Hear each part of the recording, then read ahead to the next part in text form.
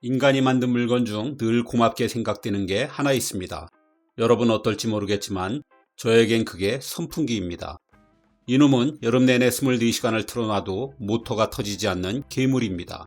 게다가 전기료는 에어컨의 30분의 1입니다. 제가 쓰는 세대의 선풍기 중 한 대는 15년이 넘었는데도 끄떡없습니다. 에어컨의 인공적인 냉기를 싫어하는 저로선 선풍기 없는 여름은 상상할 수 없습니다.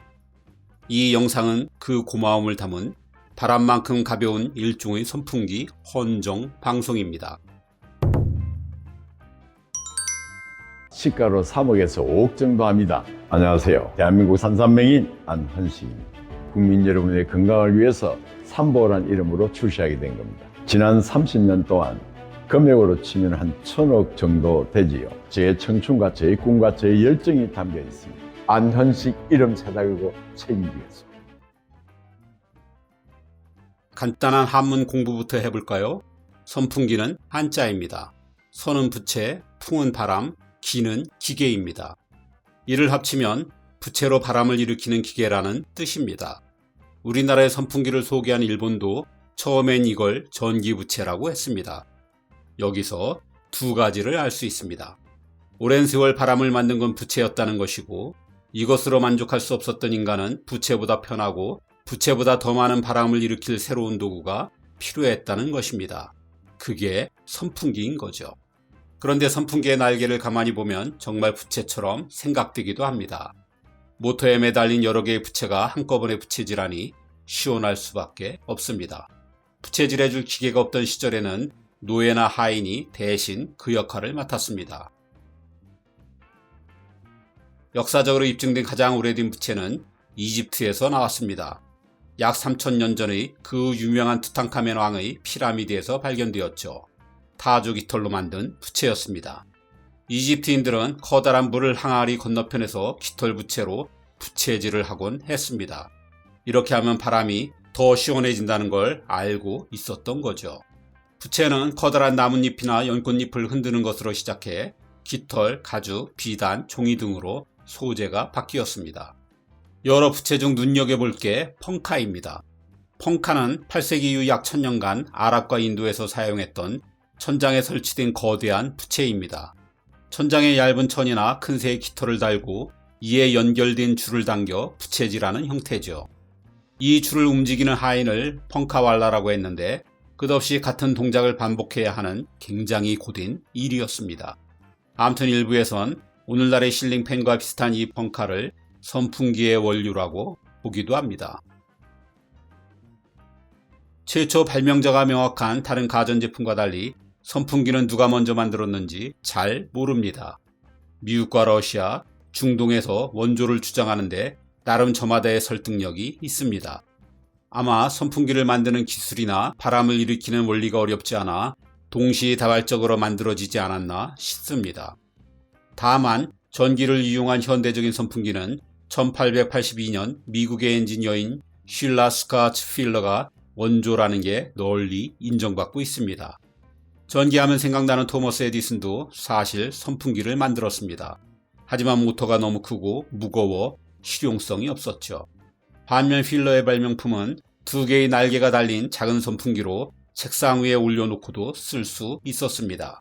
안전망은 없어도 그 덕에 최초로 공장에서 양산해 판매까지 할 수 있었습니다.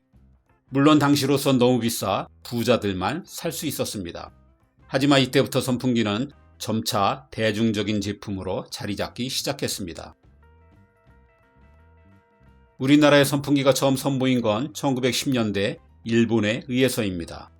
당시 가격이 소 한 마리 이상이었다니 정말 엄청납니다. 지금의 솥값으로 치면 700만원에서 1000만원 사이라는 얘기입니다. 한국이 만든 최초의 선풍기는 1960년도의 금성입니다. 설립된 지 2년도 안 된 신생회사로 지금의 LG죠. 당시는 부품조차 만들지 못해 대부분의 외국에서 수입해 조립하는 수준이었습니다.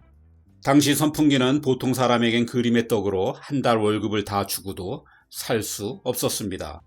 그마저도 늘 전력 부족에 시달렸던 1960년대엔 사치품으로 몰려 생산 규제 대상이 되기도 했습니다.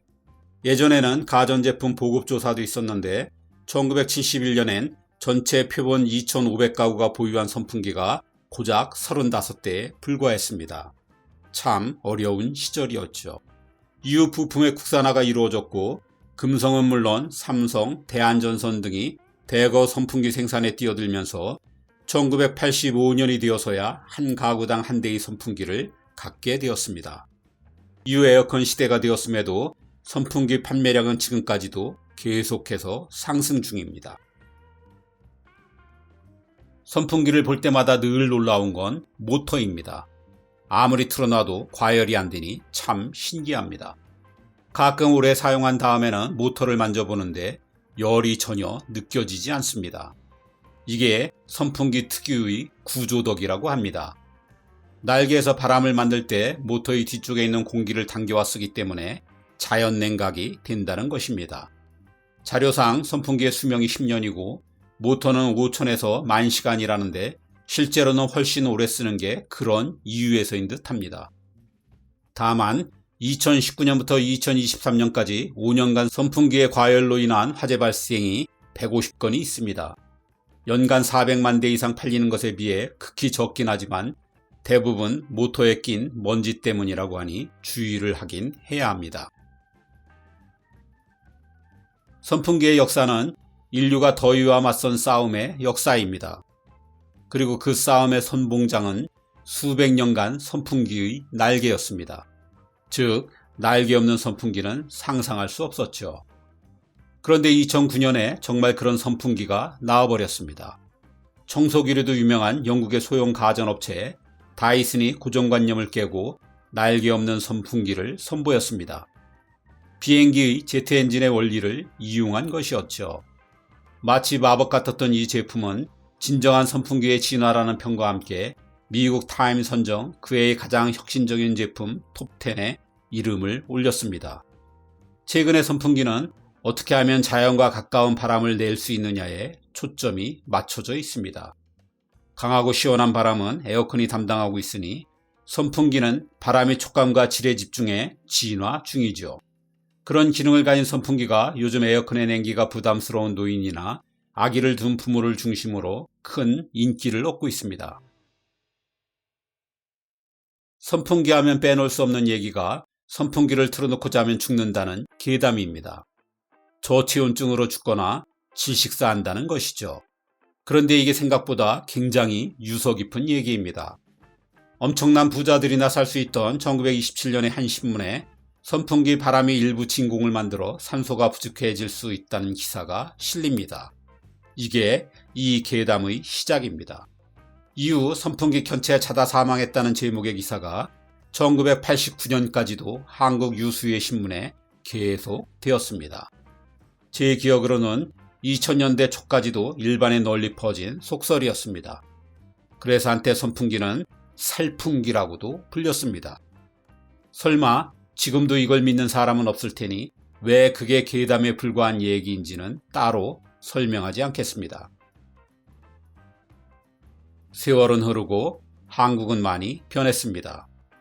이제 집마다 에어컨도 있고 한때 사치품이던 선풍기도 몇 개씩 있습니다.